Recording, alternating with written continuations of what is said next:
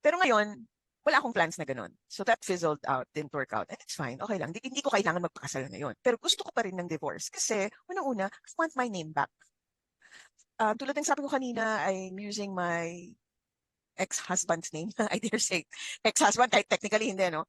I still use his name sa driver's license ko, bank accounts, passport, official IDs ko. Sa social media lang ako nakakaalusot ng ganyan. And hindi pumapayag yung, sino bang namamahala dyan? Ah, PSA? Change of name? PSA ba?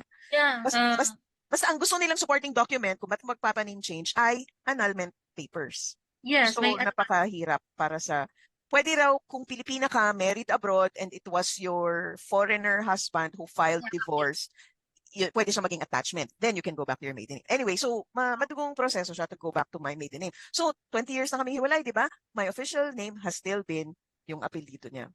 Ngayon, sa kabilang side naman nun, siya bumibili ng property. Kailangan pa rin ng pirma ko.